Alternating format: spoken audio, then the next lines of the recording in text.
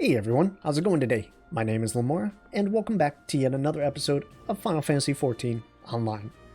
Let us go and do our things that we normally like to do, first and foremost. Eat our eggs, and hit our minion roulette. Bye Owlet, I'll miss you. And hello little Moogle. Okay, so like I said before, we are here at the Maelstrom's free company, so that we can do whatever mission is Riki has for us, which is my little Chocobo. Oh, look at that Chocobo whistle. I wish I could keep it. It's so cute. Riki suggests you look into having a personal Chocobo issued. Well, if it isn't Private Niah, I must say the tales of your deeds have been an inspiration to the troops. Our duties take us far and wide, and I'll wager you've slogged across quite a few miles of countryside on not but your own 2 feet. Such a sterling soldier of the Maelstrom deserves to have her own steed. Let us see about having one issued to you. All you need to do is obtain a Storm Chocobo issuance by exchanging company seals with the quartermaster. Once you have this deed, present it to Fragram, and she will see you saddled up on one of our trusty birds. Okay, so with the quartermaster and then Fragram. Okay. So the reason, shoot, I forget which one she said. I think it was the quartermaster, right? What I would need to find is, there it is, the Storm Chocobo, and we have 200. Thankfully, we got them from doing the last mission, so that's not a big deal. And I also got some from doing Fates, so I'm not too bad on that front. Now the question is, where's this other person? Fragram, that's the person in, no. I was going to say in Gridania, but that's not the case. They're somewhere out here, but the question is, are they up or are they down? They are down, so I need to go to the Aetheryte Crystal, the main square, in order to find that. Okay, Aetheryte Plaza. So luckily the game is nice enough to give you the seals that you need thanks to the previous mission in order to do this. So you're not just like, well, how do I get it? What do I do? I need to go grind fates and blah, blah, blah. Which would be really, really annoying. Do I have my Carby? I don't. For reasons I do not... Oh, that's right. I was leveling as a white mage. Derp. I almost forgot. Okay, so it should be right here. Yep, Fragram. Want a bird issued, you say? Then I'll need your Storm Chocobo issuance. Okay, we just bought that, so we'll hand it over.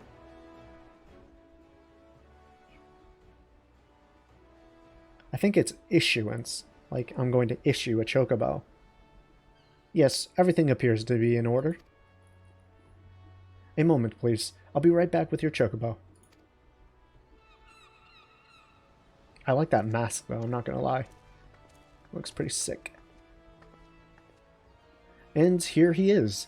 This fellow has been in high spirits the past few bells. He must have sensed that his master was coming.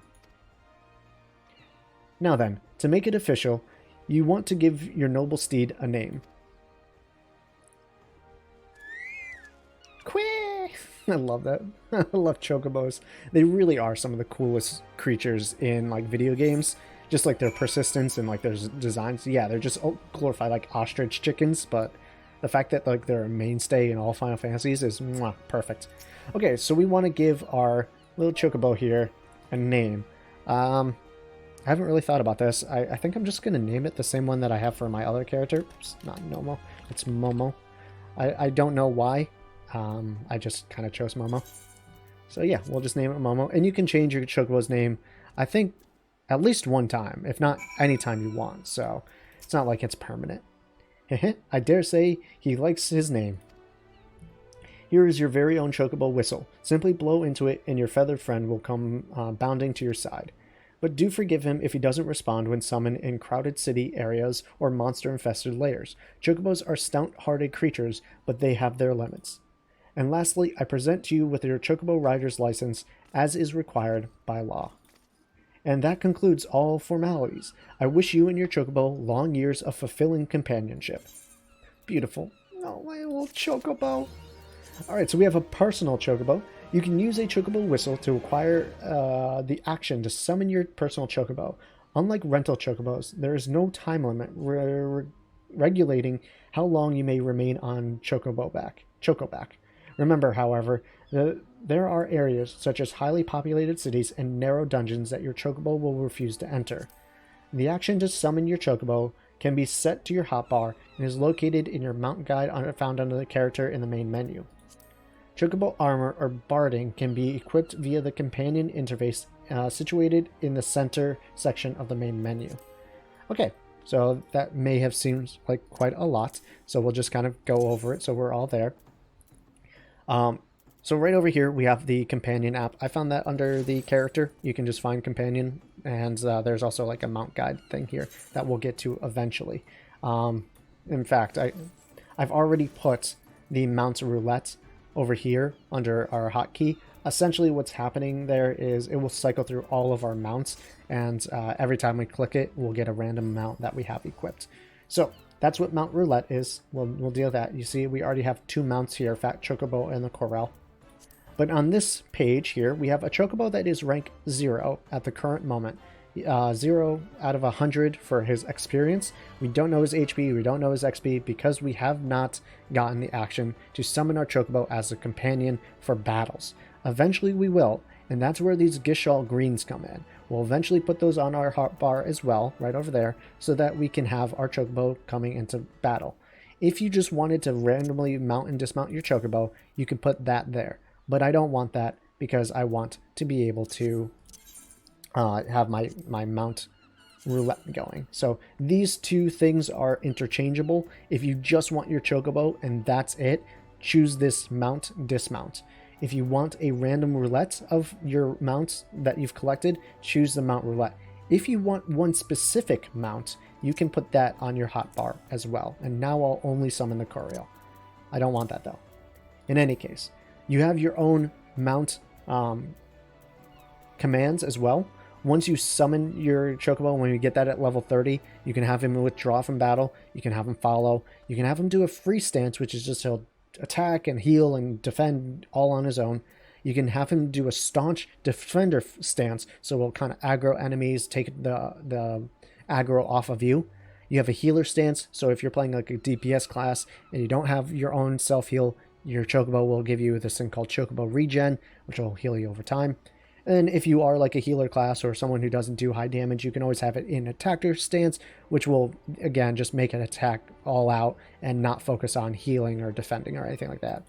Your Chocobo does get its own skills, as you can see, the defender tree, the healer tree, the attacker tree, all that. Every time it ranks up, it gets new skills, blah, blah, blah, stuff like that. As of right now, our Chocobo is the desert yellow, just a standard Chocobo color. You can change it by feeding your Chocobo a certain amount of foods, fruits, and different things like that. And then the gear that we have here, we can always put new gear on. Just because well, I guess we wouldn't be able to see that here, so I'll wait for a second. Because I paid a little bit extra, I got some new different types of armor and things for our Chocobo. But when we get out into the wild world, we'll actually start looking at that so you can see what it all kind of means. As of right now, we need to go to the Waking Sands once again and continue our missions. Fun fact here is I should probably use this whistle before I forget, but we'll use it as soon as we're done teleporting here. If you don't use the whistle, you can't summon your Chocobo. So let us go into our inventory, use the Chocobo whistle, and now when we go into our mount guide, I think that's actually what I have here. Now you can see our Chocobo is here as well. So if we summon just the Chocobo, as everyone else here is doing, we'll read about this dismounting. While on Chocoback, a Chocobo icon will appear on your status effect bar. You can dismount your Chocobo at any time by right-clicking on this icon or by re-clicking an action icon you use to mount your steed. Use your Chocobo whistle to summon your steed again. So yeah, we can get off of our Chocobo by right-clicking there. We can get on our Chocobo. Hold on, let's just summon him again. We can get on our Chocobo, and as you can see how he looks right now, he has the little face covering, the white, I'm going to just stand over here, the red Maelstrom, and his own little leg armor things. If we want, I can actually take those off in pieces. So we can just have a naked Chocobo. We can have a Chocobo with just the headpiece. We can have a Chocobo with just a body piece. We can have a Chocobo with just the leg pieces. But we also got this behemoth stuff that I paid for if you want it. I'm not a huge fan of it. I don't like how it like comes down like this. It looks like he has little claws. I'm not a huge fan of that. But I am a fan of the legs for this one. So, oops, that's not what I wanted. I want to choose this and this. So I kind of like the legs that it has here, the armored legs. So that's usually the only thing that I change here. But as far as our Chocobo goes, that's pretty much it. Now, one thing I will mention is that, it's control, I'm sorry. If we use our minion roulette, or mounts roulette, I should call it, we get a Chocobo. If we use it again, we'll get Fat Chocobo, who does not have the option to use any armor or anything like that. He can't change color or anything like that. And if you listen, he actually has this weird music going on with him. But what I should be doing here is playing around with this.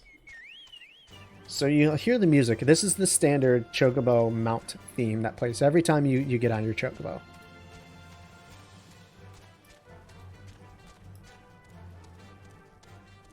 Fun theme. Lots of trumpets and horns and different stuff nearby. I like it, right?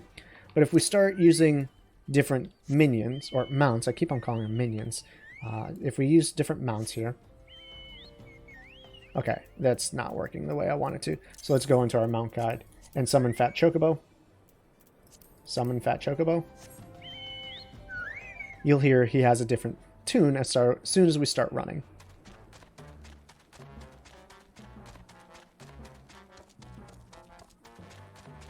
So he has a lot more like brass tubas and trumpets and stuff like that. So he's a little bit more aloof. One thing I love about him is he's trying to get his little Gershil greens right there. So he's like trying to eat them. It's adorable. Absolutely adorable. And then if we summon a Corel, I think he even has a different theme.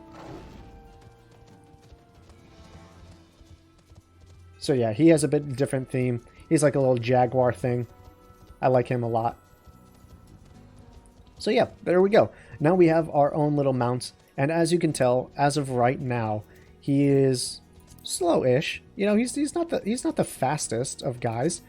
But I'm trying to see if I can remember where I can find it. All right, let's just get on the straight path here.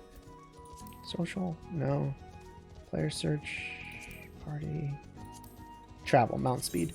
So as you can see right now, out of the stars that we have for any of the places that we've gone to, none of them are filled out.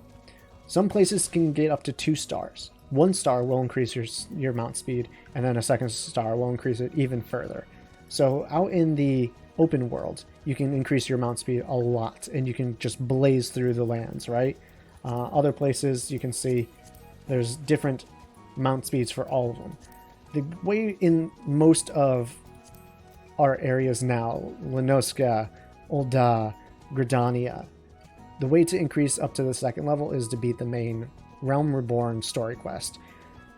Other times, you'll just do enough main story missions and you'll get there on your own.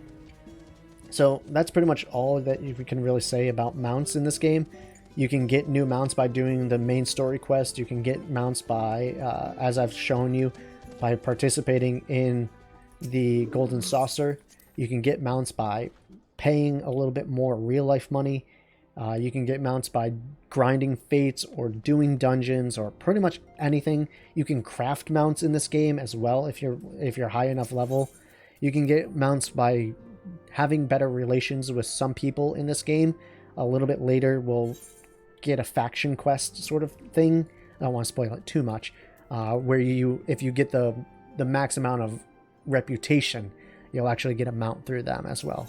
So there's a lot of different ways to get more things in this game. You just got to play the game. In any case, here we are, level 20 quest, Sylph Management. Nymphelia needs you to investigate the Sylphs.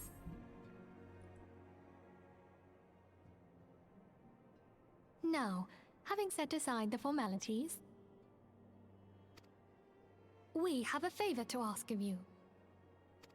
Eorzea, have the documents arrived from the students of Baldessian? Aye, my lady. They arrived but recently.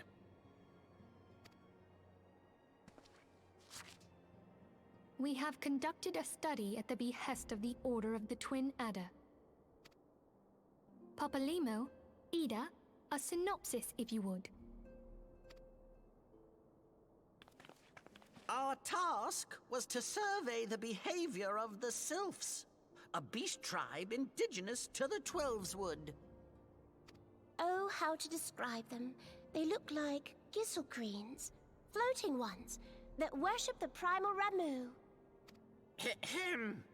Though technically a beast tribe, Sylphs are blessed with a comparatively personable demeanor.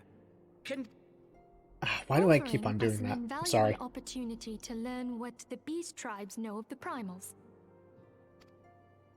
While Ramu's existence is well documented, the Sylphs do not, or perhaps cannot, summon the primal any longer, insofar as can be ascertained. Until such time as we know, it would be unwise to assume that the threat posed by the primal has passed. Which leaves Gridania with the added worry of not knowing what they should be worrying about. In that regard, they are hardly alone. What we can say with absolute certainty is that Gridania has its hands full fending off Garuda, who, I need hardly remind you, is among the most savage and terrible of all known primals. In short, it is essential that we approach the Sylphs in as diplomatic a manner as possible. Words and actions can be misconstrued. The only sure way to communicate our intentions is the echo. Winning the Sylphs' favor may well bring us a step closer to mitigating the threat of the primals. Will you help us? I am grateful. Lovely. Well, as much as I'd like to help, I'm afraid I would be of little use to anyone in Gridania. A veritable babe in the woods. Ida and Papalimo, however, should be able to see the forest for the trees. Is that not so, Minfilia? Indeed. You are willing? Leave it to me. Us, Ida, us!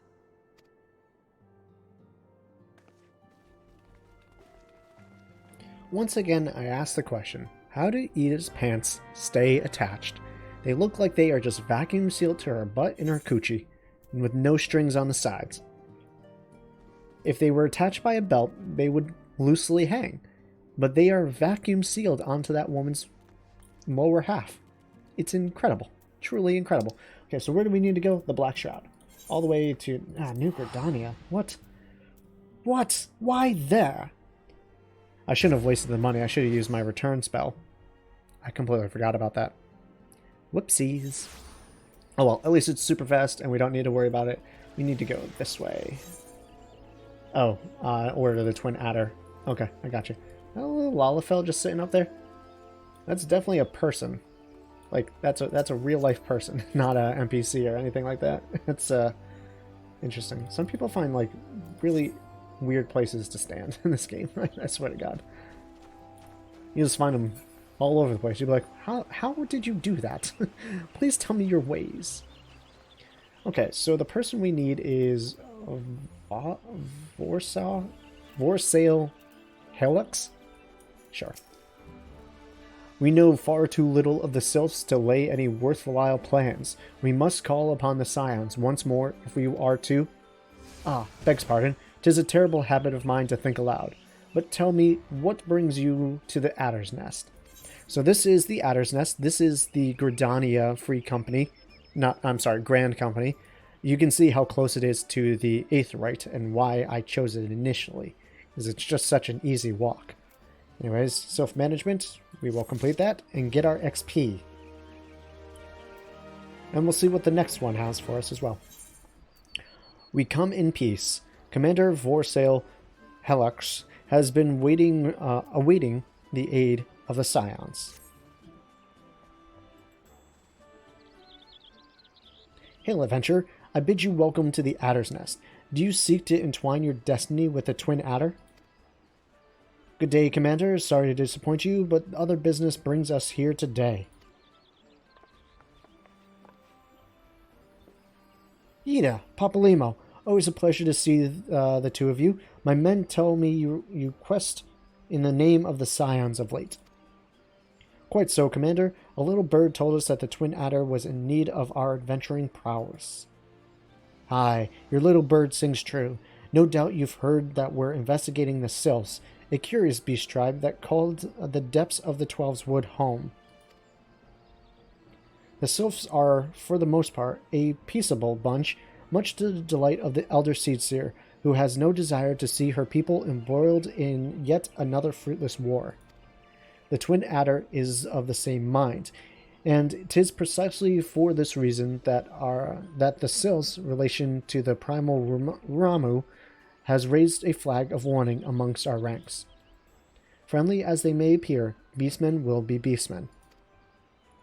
Should there be even a sliver of a chance that the summoning of their primal might disturb the balance between Gridania and the Siphic tribes, it is a possibility we cannot ignore. Better to be safe than sorry, indeed. Do we strike at Ramu or leave the Sylphs to their own ways? That is the question, yet I find myself lacking ample knowledge to arrive at the answer. Opinions bound with Gridania, but to listen only to one's own is among the greatest mistake a commander can make. I would hear from the other side, the Sylphs themselves, and seek an impartial party to serve as my liaison. That is where you Scions come in. The Sylphs of Little Solace remain untempered, and have held many a productive dialogue with our people. I would hear their candid thoughts on their tempered brethren. That said, I urge you to exercise due caution. Sylphic tradition and etiquette bears little resemblance to our own. It would not do to have any cross-cultural faux pas get in the way of productive parley. En route to Little Solace, you will come upon the Hawthorne Hut. Our officer stationed there can enlighten you as to how to win the Sylph's favor. May your expedition be worthwhile. Be a worthwhile one. A friendly palaver?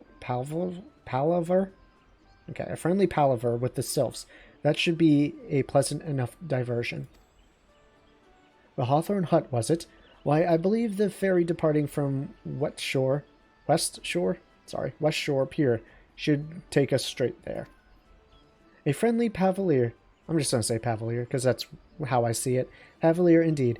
I hope that this will be as straightforward as you say, Papalymo. Me too. Silent nod. Always with the silent nod.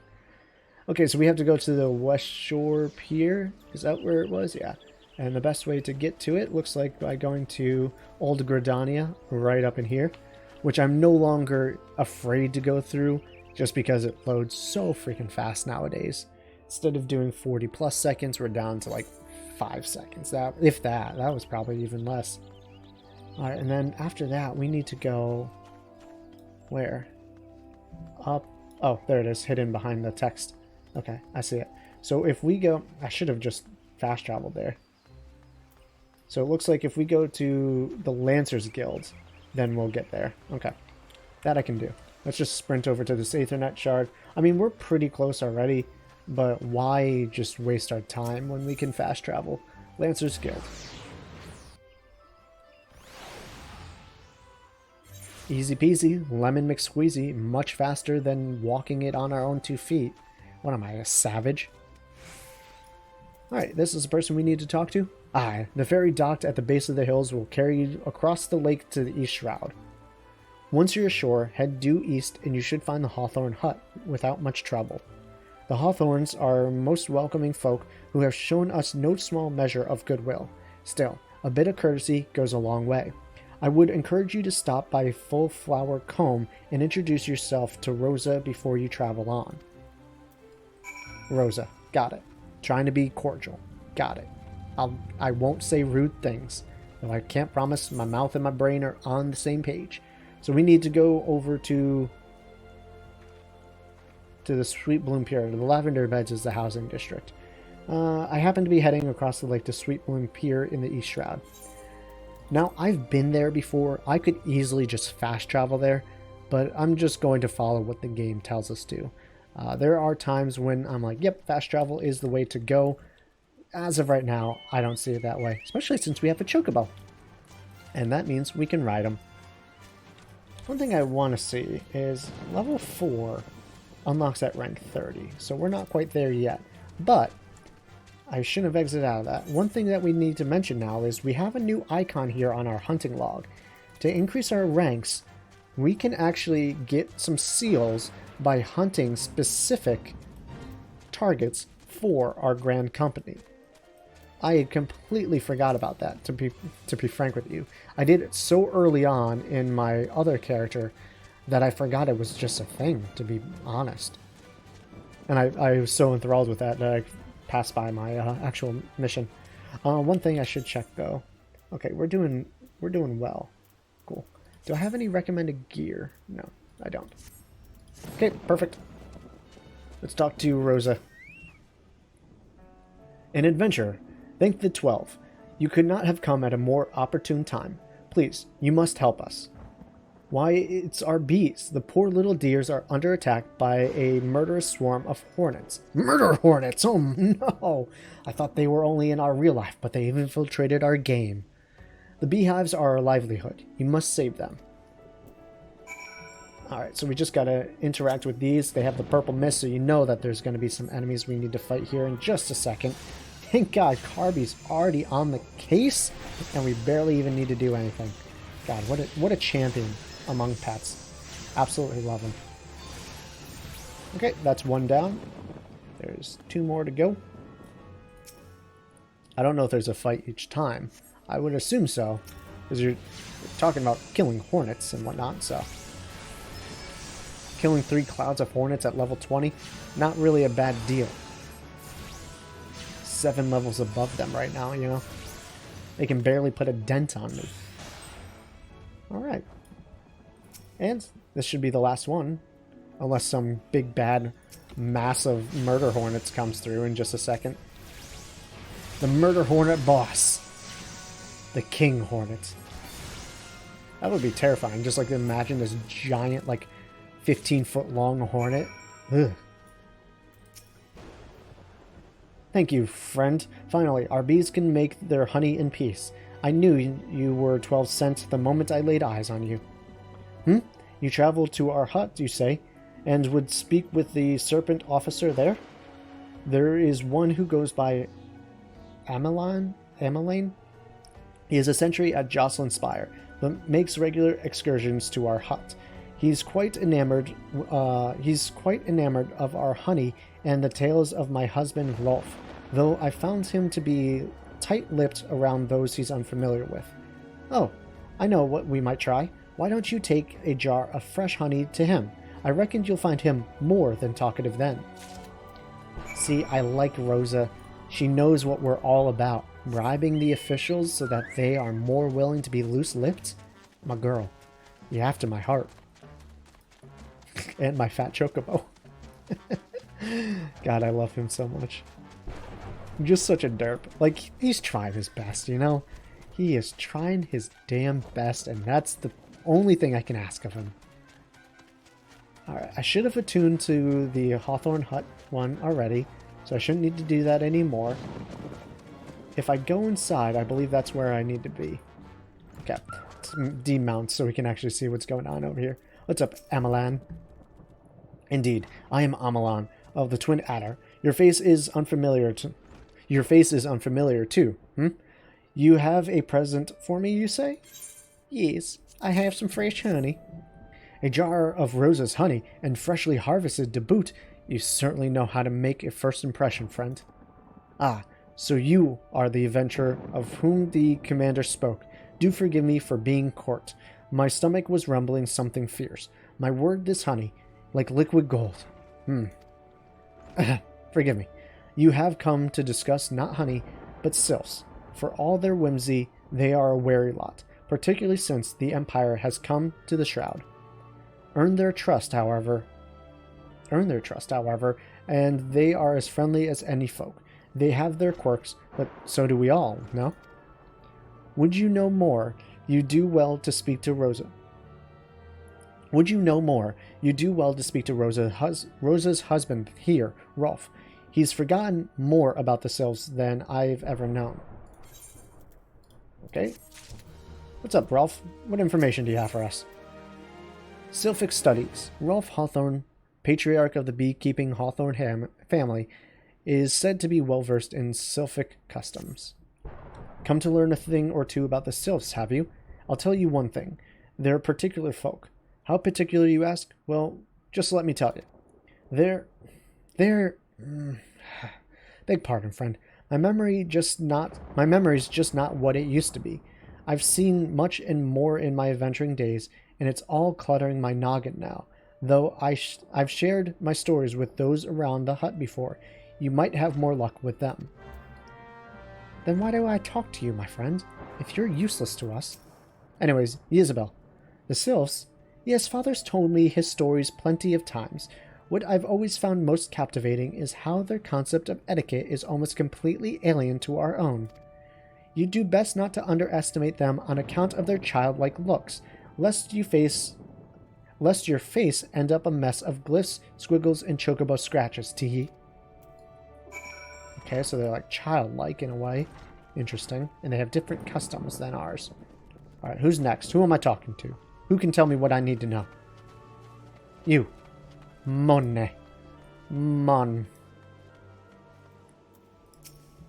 The sylphs, inveterate trickmasters and troublemakers. That's what they are. One day they're drawing more bull faces on our masks, the next they're sending our young sentries falling to the bottom of a ravine. Tell them to stop and they just laugh at you. Rolf claims they harbor no ill will, but I dare say such pranks are no laughing matter. I don't know, man. It's just a prank, bro. It's just a prank. Oh, and Blisette. The quickest way to a quiver woman's heart might be through her stomach, but don't even think about trying to foist your foodstuffs on a sylph. They sustain themselves simply by bathing in the sun, or so Rolf once told me. Okay. So they like playing tricks, they're a little childlike, and they go through photosynthesis as well. Of course. Hearing your stories, well, my stories, has brought the memories flooding back to me. I feel like dancing. Yes, nothing brings people together quite like a little toe tapping. A sylph told me long ago that dancing is a time-honored greeting among their kind. You do well to remember this. It just may help win the favor of our forest friends. First impressions. Rolf Hawthorne would share further knowledge to assist you in befriending the sylphs. Befriending, I can't say that for some reason. Oh, still here, eh? Great. There's one more thing you should know about the sylphs. They don't take kindly to guests who show up empty-handed. To earn their trust, you do well to bring along a, drat. What was it again? And Rosa and I were just speaking of the matter not a day ago. Forgive me, friend. Speak to Rosa at the comb. Her memory should prove more reliable than my own. This guy's useless. Okay, so one thing I do want to mention real quick here is throughout this LP, as I've switched over to the Arcanist or Summoner, you've mentioned me call Carbuncle Eggy. You know, I forgot to summon my Eggy, or I'll mess up and not say Carbuncle or Carby or whatever. The reason why is because this is our eventual summon that we'll get after we get a certain class. It's called the Ifrit Eggy. And every rotation guide, class guide, anything that I've found, any person that I've seen talking about the class, they always refer to their Eggies, not their Carbies or Carbuncles. So that's why it's not just because I'm stupid. Well, I mean, it is because I'm stupid. But I'm not calling them out of misremembering like a different class or different game or different mechanic. It's just a different type of summon that you get. And Yoshi P and his crew always call them Eggies, and they'll always say like, oh yeah, the Eggy thing isn't changing, or it is changing. So that's why I mess up and say Eggies. It's because in my time of playing, I'm so used to calling them Eggies and not Carbies. Regardless. A peaceful offering for the sylphs. I'd give you another jar of honey, but I fear that wouldn't get you past the front doorstep, dear. No, their tastes run more to the unusual. Are you perchance familiar with milkroot? That's what we call the root of the most fiendish seedkin, the ochu. When chewed, it exudes a cloudy liquid that's said to induce curious visions in the imbiber. I don't know that one. You'd not catch me dead trying this stuff, but the sylphs seem to enjoy it to no end. I've not seen an ochu around the comb in quite some time, but I did encounter a suspicious clump of grass the other day. Were you to stimulate it somehow?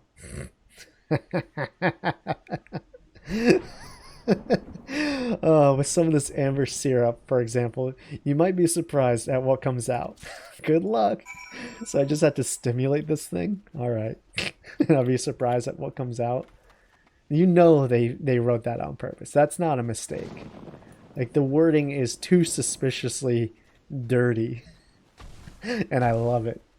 I love we can make some tusuk. Curious tusuk.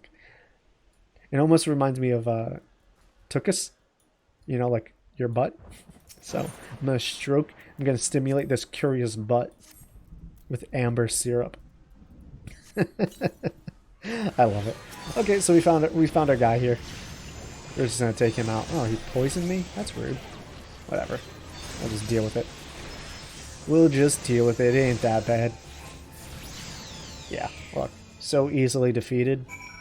It's like not even worth mentioning. Okay, so now we can just go out. We don't even need to go talk to Rosa. We'll just go back to Rolf and turn in our milkroot, was it? Yeah, milkroot. Fat Chocobo. Oh god, I love you so much. Like, I like some of the other mounts that we get, don't get me wrong. There's one in particular that I absolutely hate that is part of the main story quest, but Fat Chocobo just has a place in my heart, my dudes. It's so good. Ah, you're back. Was my wife able to direct you to a sustainable offering, or suitable offering? Yes, the milkroot. Milkroot? But of course, those sylphs quaff that cloudy stuff as quick as I do a flagon of mead. The effect's just about the same as well. Any road, a gift of milkroot will have the sylphs calling you friend and sister the moment they lay eyes on it. Now, let me wrap that up for you. I'm starting to feel a bit woozy. Alright, quest is complete. And it appears that we have first contact to do next. I would love to do that. Really, I would. But maybe, yeah, maybe we'll do it. We still have some time. I was going to say, like, we're getting close to our ending time limit, but I think we're okay. So, first contact. Rolf Hawthorne has gift wrapped your offering in preparations for your journey to the Sylph Dements? Sure. I've taken the liberty of wrapping your milkroot well and good. This should keep it nice and fresh, not to mention spare you from that god-awful stench. The sylphs love the stuff, but me, I'd rather bury my nose in chocobo dung. I dare say the reek even rivals the breath of the morble that put an end to my adventuring days. Oh, that's sad. But I can tell you that story another time. You've more important matters to attend to today, yes? The sylphs are an eccentric bunch, but I've shared their company enough to know that they're kind at heart. They'll not shun one whose intentions are true. May your parley be a fruitful one, friend, and do stop by on your return. There's a flagon of full flower mead with your name on it if you regale me with your adventuring tales. Ah, and afore I forget, don't go traipsing off just yet. Amalon here would have a word with you. Travel in safety, friend, and do pass along my regard to the winged ones. So he was an adventurer once, before he took a mortal breath to the knee. Alright, Amalon, what do you have? It's good to see your knowledge of the Sylphic culture has matured. I see no reason to delay your mission any further. Upon your arrival at Little Solace, seek out a young sylph by the name of Kumukso. He has served as an intermediary between our people on many occasions, and has the close ear of the tribe elder. I see that Hawthorne has furnished you with some of that malodorous root the sylphs so adore. I have something of far greater import for you to deliver, a missive from the Elder Seedseer herself. To summarize the letter's contents in brief, it vouches for the integrity of our envoy, that would be you, and restates Gridania's desire to maintain a harmonious relationship with our long-standing friends of the forest. The war with the Ixil has taken a toll on our resources. We can ill afford to get mired in another conflict. I need not impress upon you any further the importance of this mission. May the 12 see you return with good tidings. Alright, so we have a lot of pressure on our shoulders. Not only do we need to make good first contact with the sylphs, but we also need to make sure we do not incite a further conflict and throw Gridania into a further war. Yeah, I think I can do it. We'll just try our best to side-skirt all these giant gnats as best as we can. Looks like this dude was aggroing these guys over here. We'll try our best not to do that as well. Can't promise anything. Actually, we can just kind of whoop right around with no problem. Usually I cut through, but that's when I'm a bit higher of a level and I don't need to worry about it as much. Alright, so there's the Kumikso, or however you pronounce that. Kumiswa. Alright, so the best way...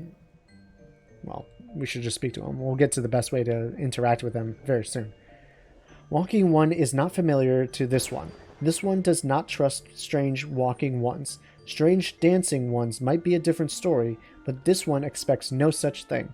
Walking one should go home and leave this one be. So in order to interact with them, we have to dance. Because if your friends don't dance... No, I'm not going to do it. Not going to do the safety song. This one would welcome Walking One who moves like these ones. If Walking One would talk to this one will answer. This one is a busy one, so Walking One should speak with quick tongue. Okay, and that's about it. Walking One would bring gift to this one. Walking One is most kind. We should give the milk root and the letter. Walking One brings milk root. Milk root fills this one with great joy. This one gives thanks. Gives many, many thanks.